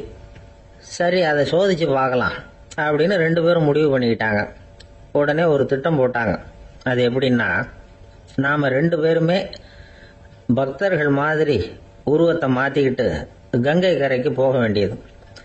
நான் வந்து கங்கையில் இறங்கி குளிக்கிறேன், கொஞ்ச நேரத்தில் சுழலில் மாட்டிக்கிட்டது மாதிரி நடிக்கிறேன். நீ உடனே கரையிலிருந்து சத்தம் போடும், என்னோட வீட்டுக்காரரை யாராவது காப்பாற்றுங்களேன் காப்பாற்றுங்களேன்னு சத்தம் போடும். அதோட இன்னொன்று சொல்லு, யாராவது ஒரு புண்ணிய ஆத்மா அவர்கிட்ட போய் அவருடைய முடியை பிடிச்சி இழுக்கணும். அப்படி ஒரு சாபம் இருக்குது எங்களுக்கு. புண்ணிய ஆத்மா, அதாவது எந்த பாவமும் செய்யாத இல்லாத ஒருத்தர் தான் அவரை காப்பாற்ற முடியும். அப்படிப்பட்டவங்க யாராவது வெள்ளத்தில் குதிச்சு என்னுடைய கணவரை காப்பாத்துங்கோ அப்படின்னு நீ சத்தம் போடு, கூச்சல் போடு, என்ன நடக்குதுன்னு பார்க்கலாம் அப்படின்னார் கடவுள். சரின்னு சொல்லி 2 பேருமா சாதாரண பக்தர்கள் மாதிரி கங்கை கரைக்கு வந்து சேர்ந்தாங்க. அவர் இறங்கி குளிச்சார். திட்டம் போட்டது மாதிரியே சுழல்ல மாட்டிக்கிட்டது மாதிரி கத்துனார். கரையில் இருந்த அந்த அம்மா, ஐயோ என் கணவரை காப்பாத்துங்களேன், யாராவது காப்பாத்துங்களேன்னு கத்துனாங்க. பல பேர் ஓடி வந்தாங்க. உடனே இவங்க பாவம் இல்லாத புண்ணிய ஆத்மா ஒருத்தரால தான் என்னுடைய கணவர் காப்பாற்றப்படணுங்கிறது விதி. அப்படி ஒரு சாபம் இருக்கு. அதனால புண்ணிய ஆத்மா யாராவது அவர்கிட்ட போய் அவர் முடியை பிடிச்சி தூக்குனா அவரை காப்பாற்றி கொள்ளலாம் அப்படின்னாங்க. இவங்க இப்படி சொன்னதும் எல்லாரும் திகைச்சு போய் நின்றுட்டாங்க. ஒவ்வொருத்தருக்கும் அவங்க செஞ்ச பாவம்லாம் ஒவ்வொன்றா ஞாபகத்துக்கு வர ஆரம்பிச்சுட்டுது. சரி, இதுக்கு நாம லாயக்கு இல்லை அப்படின்னு சொல்லி ஒதுங்கி போக ஆரம்பிச்சிட்டாங்க எல்லாம். இந்த சமயத்தில் யாரோ ஒருத்தர் வேகமாக ஓடி வந்தார். ஆற்றுல குதிச்சார். அவர்கிட்ட போனார், முடியை பிடிச்சார், தூக்குனார், அவரை காப்பாற்றி கரைக்கு கொண்டுட்டு வந்துட்டார். அப்படி காப்பாற்றின அந்த ஆளை இவங்க 2 பேரும் தனியாக கூப்பிட்டுக்கிட்டு ஒரு மண்டபத்துக்கு வந்துட்டாங்க. வந்து விசாரிக்கிறாங்க. நீ யாரப்பா அப்படின்னு கேட்குறாங்க. ஏதும் தெரியாத மாதிரி. நான் இந்த ஊர் அன்ன சத்திரத்தில் வேலை செய்கிற ஒரு சமையல்காரன் அப்படிங்கிறார். நீ வந்து கங்கையில் குளிக்கிறது உண்டான்னு கேட்டிருக்காங்க. நான் இந்த ஊர்லேயே தான் இருக்கிறேன். இருந்தாலும் தினமும் கங்கையில் குளிக்கிறது இல்லை, எப்பாவது ஒரு நாள் அங்கே குளிப்பேன் அப்படின்னார். கங்கையில் மூழ்கி எழுந்திரிச்சா பாவம்லாம் தொலையும்னு சொல்கிறாங்க. அப்படி இருக்கிறப்போ அங்கே இன்னைக்கு கங்கையில் குளிச்சுக்கிட்டு இருக்கிறவங்கெல்லாம் தங்களை வந்து புண்ணிய ஆத்மாவா நினைக்கல. கங்கையில் குளிக்காத நீ உன்னை வந்து புண்ணிய ஆத்மாவா நினைச்சு என்னை காப்பாற்ற வந்திருக்கிற, அது எப்படி அப்படின்னு கேட்டார். அதுக்கு அந்த ஆள் சொல்றான், கங்கையில் குதிச்சதுக்கு அப்புறம் தானே உங்களை காப்பாற்ற போறோம். அப்படி குதிக்கும் பொழுது என்னுடைய பாவம்லாம் போயிருக்கும்ல, நான் புண்ணிய ஆத்மாவா ஆயிருப்பேனே, அதனாலதான் துணிஞ்சு வந்து உங்களை காப்பாத்தினேன் அப்படின்னா. கடவுளும் தேவியும் அவனுக்கு வந்து காட்சி கொடுத்தாங்களாம். இப்படி ஒரு கதை உண்டு. அதாவது கங்கையில குளிச்சுக்கிட்டு இருக்கிறவங்களுக்கே தங்களுடைய பாவம் போகுங்கிற நம்பிக்கை பரிபூர்ணமா இல்லை. குளிக்காத ஒருத்தனுக்கு அந்த நம்பிக்கை இருந்தது. அதனால அவனால கடவுளை பார்க்க முடிஞ்சது. கடவுளை வந்து நாமளும் பார்க்க முடியுமா முடியாதா அப்படிங்கிற குழப்பம்லாம் நமக்கு வேண்டியதில்லை. நம்பிக்கையோட வாழணுங்கிற உண்மையை மட்டும் இந்த கதையிலேருந்து புரிஞ்சுக்கிட்டா போதும். ஏன்னா இந்த கதையை கேட்டுட்டு ஒரு நண்பன் குதர்க்கமா ஒரு கேள்வி கேட்டான். ஏன் சார், கங்கையில் குளிச்சா பாவம் போயிடும்னு சொல்றீங்களே, நான் எனக்கு வேண்டாத ஒருத்தனை அழைச்சிட்டு போய் கங்கையிலேயே தள்ளி விட்டுட்டு அதுக்கப்புறம் அங்கேயே முழுக்க போட்டுட்டு நான் செஞ்ச பாவத்தை வந்து அதுலேயே கழுவி விட்டுட்டு மறுபடியும் உங்ககிட்ட வந்துடுறேன்னு வச்சுக்கோங்க, நீங்கள் என்னை வந்து புண்ணிய ஆத்மான்னு ஏற்றுக்குவீங்களா அப்படிங்கிறான். ஆள் கொஞ்சம் அசந்தான் நம்மளே அங்கே அழைச்சிட்டு போனாலும் போயிடுவான். எனக்கு தெரிஞ்ச ஒருத்தர் இருக்கார். அவரு ஒரு பெரிய காவல்துறை அதிகாரி, ரொம்ப கண்டிப்பானவர். அவரை கண்டாவே எல்லாரும் பயப்படுவாங்க. அப்படிப்பட்டவர் வீட்டுக்கு போனா அப்படியே அடியோட மாறிடுவார். அங்க போய் பாத்தீங்கன்னா குழந்தைகளோட குழந்தையா அவர் விளையாடிட்டு இருப்பார். அலுவலக சமயத்துல பாத்தீங்கன்னா குதிரை முதுகுல அவர் உட்கார்ந்துருப்பார். வீட்டுல பாத்தீங்கன்னா அவர் முதுகுல குழந்தை உட்காந்துருக்கும். அவரு குதிரை மாதிரி போயிட்டு இருப்பார். இது எப்படிங்க முடியுது உங்களால அப்படின்னு கேட்டாங்க. அது ஒண்ணுமில்ல, இங்க வீட்டுக்கு வந்த உடனே என்னோட மனசை தனியா எடுத்து வச்சிருவேன் அப்படின்னார். அது என்னங்க உங்க சட்டப்பயிலியா இருக்குது மனசு, அது தனியா எடுத்து வைக்கிறதுக்கு அப்படின்னு கேட்டாங்க. அப்படி இல்லைங்க, இது ஒரு பயிற்சி, மனப்பயிற்சி, அவ்வளவுதான் அப்படின்னார். இப்படி சமயம் பார்த்து மனசை தனியா வச்சுவிட தெரிஞ்சவங்க வாழ்க்கையில எப்பவும் உற்சாகமா இருப்பாங்க அப்படிங்கிறது பெரியவங்க கருத்து. ஒரு டாக்டர் ஆஸ்பத்திரியில இருக்கிற வரைக்கும் டாக்டரா இருக்கலாம். அவர் மனைவிகிட்டையும் அவர் டாக்டரா இருக்க வேண்டிய அவசியம் இல்லை. ஒரு வக்கீல் வந்து கோர்ட்ல இருக்கிற வரைக்கும் வக்கீலா இருக்கலாம். வீட்டுக்கு வந்ததுக்கு அப்புறமும் வக்கீலா இருக்க வேண்டிய அவசியம் கிடையாது. வீட்டுல வந்து குழந்தைகள்கிட்ட விளையாடும் பொழுதும் அதுகள்கிட்ட ஃபீஸ் கேட்டுட்டு இருக்க கூடாது. நாம எப்படி இருக்கணும்னு பெரியவங்க சொல்றாங்கன்னா, மனசோட சேரப்படாதான். அப்படி சேராம வாழ்க்கையை கவனிக்கணுமா. மனசை அப்படியே தனியா எடுத்து பக்கத்துல வச்சுடணும். அப்படின்னா அதை அப்படியே தூக்கி எறிஞ்சுடு அப்படின்னு அர்த்தம் இல்லை. ஏன்னா மனசுங்கிறது நமக்கு உபயோகப்படக்கூடிய ஒண்ணுதான். எப்ப எப்போ அது தேவையோ அப்பப்போ எடுத்து உபயோகப்படுத்திக்கணும். தேவைப்படுறப்போ எடுத்து கண்ணாடியை மாட்டிக்கிறோம்ல, படிக்கும் பொழுது கண்ணாடி தேவைப்படுதோ எடுத்து மாட்டிக்கிறோம் இல்லையா, அது மாதிரி கணக்கு போடுறதுக்கு மனசு தேவை. கடைக்கு போய் ஒரு பொருள் வாங்குறோம், காசு கொடுக்குறோம், மீதி சில்லறை சரியா இருக்கா அப்படின்னு எண்ணி பார்த்து வாங்க வேண்டியிருக்கு. அந்த சமயத்துல மனசை எடுத்து தனியா வச்சுட்டேன் அப்படின்னு சொல்லிட்டு இருக்க கூடாது. பரீட்சைக்கு படிக்க வேண்டியிருக்குது, படிச்சதையெல்லாம் அப்படியே நினைவுல வச்சுக்க வேண்டியிருக்கு. அந்த சமயத்துல மனசை தூக்கி எறிஞ்சுட்டேன் சார் அப்படின்னு சொல்லிட்டு இருக்க கூடாது. அப்படி சொன்னா பரீட்சை நம்மளை தூக்கி எறிஞ்சிடும். அதனால தேவைப்படுறப்போ மனசை உபயோகப்படுத்தணும், தேவையில்லாதப்போ அது தனியா ஓய்வு எடுத்துக்க விட்டுடணும். இப்படி நாம பழக்கப்படுத்திக்கிட்டா வாழ்க்கைங்கிறது நமக்கு புதுசா தெரியுமா. மனசுக்கும் ஒரு சக்தி கிடைக்கும். எந்திரங்களுக்கு ஓய்வு கொடுக்கற மாதிரி மனசுக்கும் ஓய்வு கொடுக்கணும், இல்லைன்னா அது களைச்சு போயிடும். குழந்தைகள் மனசை சுமந்துகிட்டு இருக்கிறது இல்ல. இது முதியவர்கள் குழந்தைகள் கிட்டே இருந்து கத்துக்க வேண்டிய ஒரு பாடம். ஆனாலும் இந்த கால குழந்தைகள் கிட்ட ரொம்ப எச்சரிக்கையா இருக்க வேண்டியிருக்கு. ஒரு தாத்தாவும் பேரனும் விளையாடிக்கிட்டு இருக்கிறாங்க. தாத்தா, எனக்கு சைக்கிள் ஓட்ட கத்து கொடு அப்படிங்கிறான் பேரன். சைக்கிள் உயரம் கூட இல்ல, அதுக்குள்ள சைக்கிள் ஓட்டணுமா அப்படின்னாரு தாத்தா. ஏன் தாத்தா, ரயில் ஓட்டுறாரு, அவர் என்ன ரயில் நீளமா இருக்கார் அப்படின்னு கேட்டானா அந்த பையன். ஆந்திர நாட்டுல ஒரு அரசர் இருந்தார். அந்த அரசர்கிட்ட ஒரு அமைச்சர் இருந்தார். அந்த அமைச்சர் பேரு ராயண பாஸ்கர். அவர் ஒரு பெரிய அறிவாளி. அது மட்டும் இல்ல, மிகச்சிறந்த கொடையாளி. யார் எது கேட்டாலும் இல்லைன்னு சொல்ல மாட்டாராம். அதன் காரணமாவே அவர்கிட்ட இருந்த செல்வம் நாளுக்கு நாள் குறைஞ்சிக்கிட்டே வந்துட்டுதான். கடைசியில குடும்பத்துக்குன்னு எதுவும் வைக்காமலே அவர் போய் சேர்ந்துட்டார். மகனும் இறந்துட்டார். அந்த குடும்பத்துல மிஞ்சி இருந்தது அவருடைய மருமகள், ஒரு பேரன், அவ்வளவுதான். இருந்த ஒரே சொத்து பழுதடைஞ்ச ஒரு வீடு. அந்த அம்மா மற்ற வீடுகள்ல வேலை செஞ்சு தன்னுடைய பிள்ளைய படிக்க வச்சுக்கிட்டு வராங்க. அந்த புள்ள ஒரு பெரிய வள்ளலுடைய பேரன்கிறது அந்த பள்ளி வாத்தியார்களுக்கும் தெரியும். அதனால அவங்களும் இவங்கிட்ட கொஞ்சம் அன்பாவும் அக்கறையாகவும் பழகி பாடம் சொல்லி கொடுத்துக்கிட்டு இருக்கிறாங்க. ஒரு நாள் ஒரு புகழ்பெற்ற கவிஞர் ஒருத்தர் அந்த பள்ளிக்கூடத்துக்கு வந்திருக்கிறார். ஆசிரியர்கள் கிட்ட பேசிக்கிட்டு இருந்தப்ப ஒரு செய்தியை சொன்னாராம். ராயண பாஸ்கர்ங்கிற வள்ளல் எனக்கு நிறைய உதவிகள் செஞ்சிருக்கார், என்னை பாராட்டி பரிசுகள்லாம் கொடுத்திருக்கிறார். அந்த வள்ளல் வாழ்ந்த கிராமத்தை பார்க்கணுங்கிறதுக்காக தான் இப்போ இங்க வந்திருக்கிறேன் அப்படின்னாராம். ஆசிரியர் உடனே இந்த பையனை கூப்பிட்டு, இதை பாருங்க, இவன் யாரு தெரியுமா, நீங்க குறிப்பிடுகிற அந்த வள்ளலின் பேரன் அப்படின்னு அறிமுகப்படுத்தினாராம். கவிஞரின் கண்கள்ல ஆனந்த கண்ணீர். அந்த பரவச நிலையிலேயே அந்த வள்ளலை பற்றி கவி பாட ஆரம்பிச்சுட்டாராம். இந்த சின்ன பையன் அதை கேட்டிருக்கிறான். உடனே என்ன பண்ணான் தெரியுமோ, தன் கையில் அணிஞ்சிருந்த ஒரு பொன் வளையல கழட்டி அந்த கவிஞருக்கு பரிசா கொடுத்துட்டானாம். எல்லாருக்கும் ஆச்சரியம். தாத்தா இருக்கும் நிலையில கொடுத்தார், பேரன் இல்லாத நிலையிலையும் கொடுக்கறான். பையனை எல்லாரும் பாராட்டினாங்களாம். இருந்தாலும் அவனுக்குள்ள ஒரு பயம் எதுவும் ஆரம்பமாச்சு. பள்ளிக்கூடம் விட்டு வீட்டுக்கு வரும்போது அந்த பயம் இன்னும் அதிகமாயிட்டுது. அம்மா என்ன சொல்லுவாங்களோ தெரியலையே, ஏதோ திடீர்னு தோணிச்சு வளையல கட்டி கொடுக்கணும்னு கொடுத்துட்டோம். குடும்பம் இருக்கிற நிலையில இப்படி நான் செஞ்சது தப்பா, வீட்டு செலவுக்கே அம்மா எவ்வளவு கஷ்டப்படுறாங்க, வீட்டுக்கு போனதும் என்ன நடக்குமோ தெரியலையே அப்படின்னு நினைச்சு பயந்துகிட்டே அவன் வீட்டுக்குள்ள அடி எடுத்து வைக்கிறான். அம்மா கூப்பிட்டு சாப்பாடு போட்டாங்க. அவங்க கண்ணுல படக்கூடாதுங்கிறதுக்காக ஒரு கையை பின்னாடி மறைச்சுக்கிட்டே இருந்தான். அம்மா இதை கவனிச்சுட்டாங்க. ஏய், உன் கைய ஏன் அப்படி வச்சிருக்கிற, உன் கைக்கு என்னாச்சு, ஏதாவது அடிபட்டு போச்சா அப்படின்னு கேட்டுக்கிட்டே கையை எடுத்து பாக்குறாங்க. வளையல காணல. வளையல் எங்க அப்படின்னு கேக்குறாங்க. இவன் தயங்கிக்கிட்டே நடந்ததை சொல்றான். அதை கேட்டதும் அந்த அம்மாவோட முகம் கோபத்தால செவந்து போச்சான். முட்டாளே, என்ன காரியம் பண்ண அப்படின்னு கன்னத்துல அரைஞ்சிட்டாங்களாம். அம்மா, என்ன அடிக்காத, ஏதோ தெரியாம தப்பு பண்ணிட்டேன் அப்படின்னு இருக்கான். மகனே, வளையல கொடுத்ததுக்காக நான் உன்னை அடிக்கல, அப்படி பின்ன எதுக்கு அடிச்சேன்னு கேட்டிருக்கான். உன் பாட்டனார் ஒரு பெரிய வள்ளல், அவரு எதையும் பாதி வேலையா செய்யறது இல்ல, அவருடைய பேரை நீ அரைகுறை வேலை செஞ்சுட்டு வந்திருக்கிற அப்படின்னாங்களாம். என்னம்மா சொல்றேன் இருக்கான். நீ ஒரே ஒரு வளையல மட்டும்தானே கழட்டி கொடுத்துருக்குற, கொடுக்கறதா இருந்தா ரெண்டையும் சேர்த்துல கொடுத்துருக்கணும், அதுதானே உங்க தாத்தாவுக்கு பெருமை அப்படின்னாங்களாம். அம்மா, தெரியாம செஞ்சுட்டேன், உங்ககிட்டயும் அரை வாங்கிட்டேன் அப்படி இப்படின்னு அவன் சொல்லியிருக்கிறான்.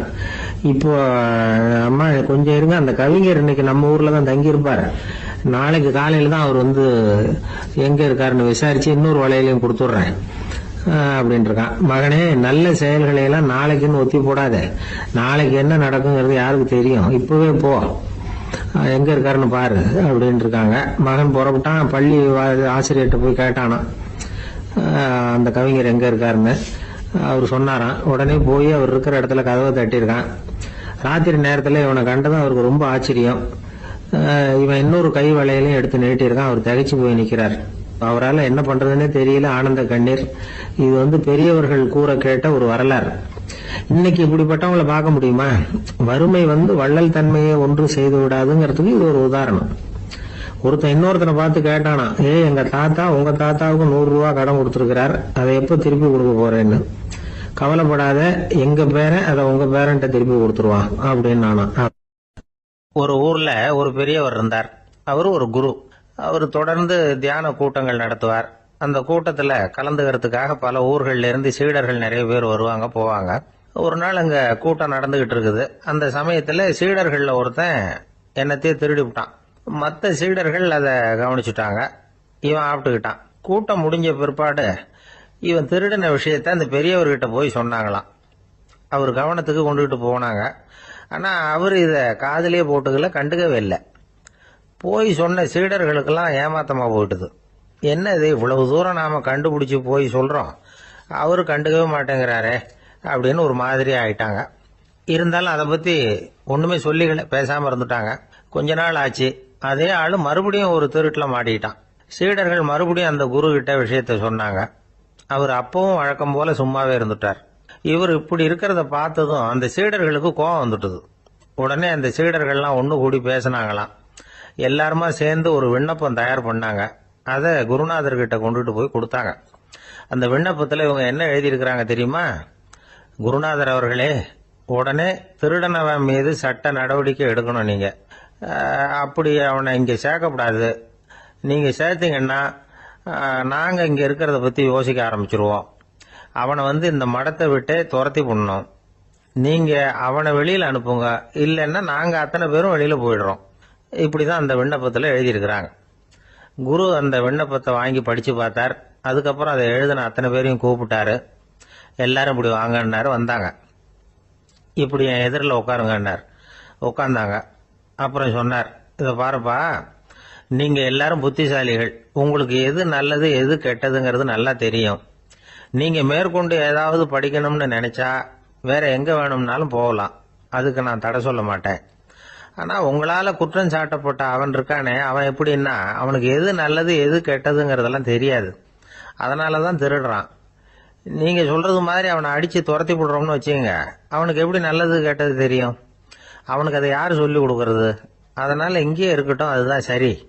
இதுக்காக நீங்கள் எல்லாரும் என்னை விட்டுட்டு போனாலும் சரி, அவனை நான் விரட்ட மாட்டேன் அப்படின்னு விட்டாரான். இவ்வளவையும் திருடனை அந்த சீடன் கேட்டுக்கிட்டே இருந்திருக்கான். அவன் கண்களில் கண்ணீர். அப்படியே எழுந்திரிச்சு வந்தான். குரு காலில் விழுந்தான். அவன் கண்ணீரில் அவனது தீமை கழுவப்பட்டது அப்படிம்பாங்க. அதாவது சீடர்களுக்கு அந்த குருவோட பெருமை அப்பதான் புரிஞ்சுதான். ஒரு நல்ல ஆசிரியர் இருக்காருன்னு வச்சுங்க, நல்லா படிக்கிற பையனுக்கு தான் பாடம் சொல்லி கொடுப்பேன்னா அது என்ன பெரிய விஷயமா? மோசமா படிக்கிறவனையும் மாத்தி காட்டுறேங்கிறது தான் பெருமை. இந்த காலத்து குரு ஒருத்தர் ஒரு ஆசிரமம் வச்சு நடத்திட்டு வந்தார். நிறைய பேர் தினம் வருவாங்க போவாங்க. ஒரு நாள் ஒருத்தன் வந்தான். அந்த குரு முன்னாடி போய் நின்னான். ஐயா, என்ன உங்க சீடனா ஏத்துக்கணும்னா. அந்த குரு நிமிர்ந்து பார்த்தார். உன்னுடைய நோக்கம் என்னன்னு கேட்டார். ஐயா, உங்ககிட்ட கொஞ்ச நாள் இருந்தேன்னா நல்ல பழக்க வழக்கங்களை கத்துக்கலாம். அதுக்கப்புறம் வெளியில போய் ஒரு நல்ல தொழில் தொடங்கி வாழ்க்கையில முன்னுக்கு வரணுங்கிறது தான் என்னோட நோக்கம் அப்படின்னா.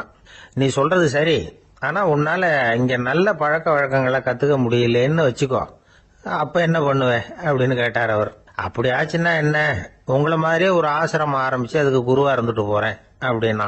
ஜப்பான்ல உள்ள ஒரு புத்த விகாரை, அங்க ஒரு வயசான பௌத்த குரு தங்கி இருக்கிறார். ஒரு நாள் ராத்திரி கடுமையான குளிர்.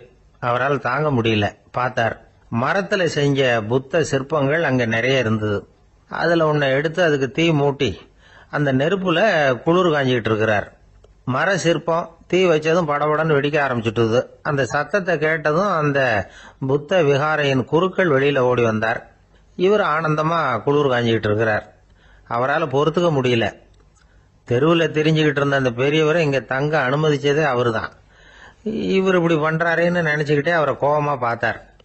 ஏன் இப்படி கோபமா பாக்குறீங்க, இப்படி உட்காருங்க அப்படிங்கிறாரு இவர். அவருக்கு இன்னமும் கோபம் வந்துட்டுது.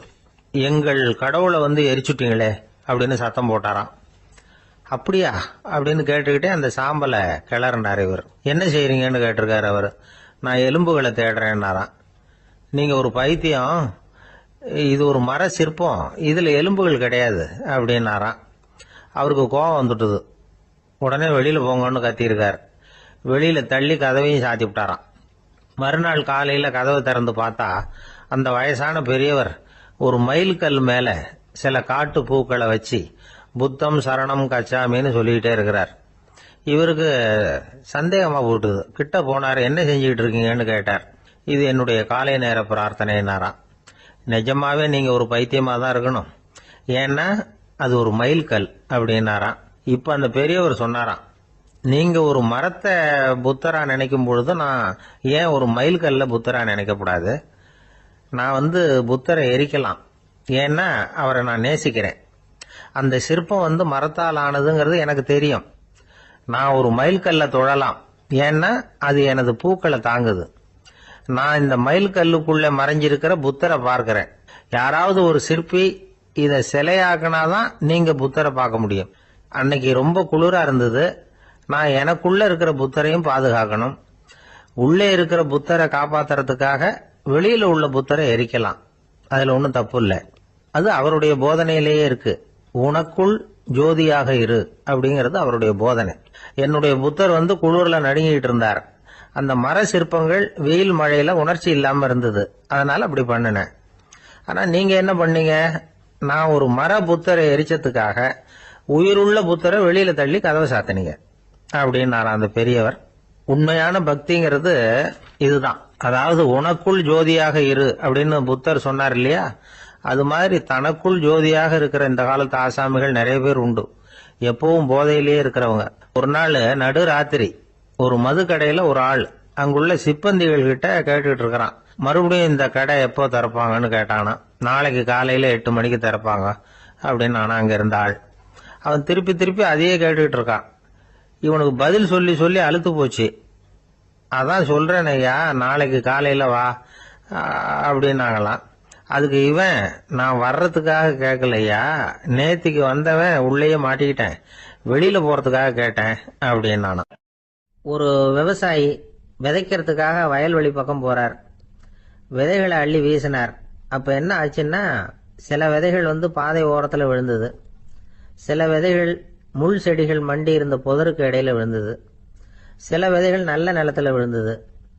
பாதை ஓரத்துல விழுந்த விதை என்ன ஆச்சுன்னா, அதெல்லாம் பறவைகள் கண்ணில் போட்டுட்டுது. உடனே உட்காந்து கொத்தி தின்னுட்டு போட்டுது. அதிகமா மண் இல்லாத பாறை பகுதியில் விழுந்த விதையெல்லாம் லேசா வேர் விட்டு முளைக்க ஆரம்பிச்சுது. அதுக்கப்புறம் வேர் கீழேயும் ஆழமா போக முடியல, மேலேயும் சூரிய வெப்பம் அதிகம் தாங்க முடியல, எல்லாம் காஞ்சி கருகி போட்டுது. புதர் பகுதியில் சில விதைகள் விழுந்தது இல்லையா, முள் செடிகள் காடா மண்டி போயிருந்தது. அதனால முளைச்சு வர்ற செடிக்கு நெருக்கடி அதிகமா போட்டுது, சரியா வளர முடியல, விளைச்சலும் சரியா இல்லை. நல்ல நிலத்துல விழுந்த விதைகள் மட்டும் நல்லா முளைச்சுது, நல்லா வளர்ந்தது, விளைச்சலும் பிரமாதமா இருந்தது. இந்த கதையை சொல்லிவிட்டு கேட்க செவியுள்ளோர் கேட்கட்டும் அப்படிங்கிறார் இயேசு பெருமான். ஆமா, இயேசு கடலில் நின்ற படகு ஒண்ணுல உட்கார்ந்துருக்கிறார். கடற்கரையில ஏராளமான மக்கள் உட்கார்ந்துருக்கிறாங்க. அந்த சமயத்துல தான் இயேசு ஓமைகள் மூலமா மக்களுக்கு பல உண்மைகளை சொல்லிட்டு இருக்கிறார். மக்கள் அந்த கதையை கேட்டுட்டு ஒன்னும் புரியாம முழிக்கிறாங்க.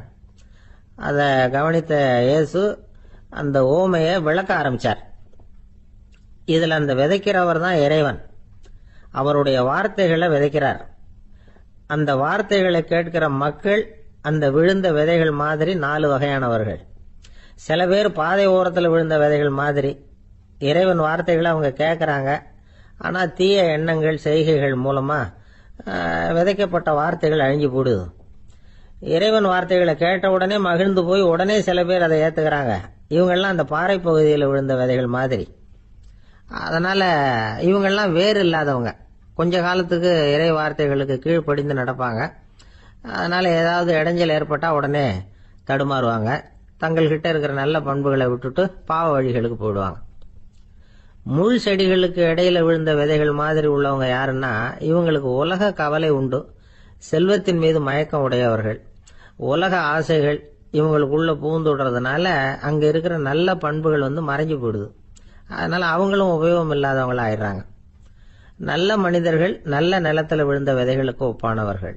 இவங்க இறை வார்த்தையை கேட்கறாங்க, அதை ஏத்துக்கிறாங்க, அவங்களும் நல்லபடியா வாழறாங்க, அடுத்தவங்களுக்கும் உபயோகமா இருப்பாங்க. இதுதான் இயேசு சொன்ன விளக்கம். நல்ல வார்த்தைகளை கேளுங்கள், நல்ல வார்த்தைகளை ஏற்றுக்கொள்ளுங்கள், அடுத்தவங்களுக்கு உபயோகமா இருங்க. இதுதான் பெரியவங்கள்லாம் நமக்கு சொல்லுகிற உபதேசம். ஒரு அப்பா தன்னுடைய மகனுக்கு உபதேசம் பண்ணார். இத பாருப்பா, நல்ல வார்த்தைகளை கேட்கணும், எப்போதுமே மகன் அப்பா பேச்ச கேட்கறது நல்லது அப்படின்னாராம். நீ ஏதாவது ஒரு தப்பு பண்ணா என் தலையில ஒரு முடி நரைச்சி வெள்ளையா போடும்பா, நீ செய்யற ஒவ்வொரு தப்புக்கும் என் தலையில ஒவ்வொரு முடி வெள்ளையாயிடும் அப்படின்னாராம்.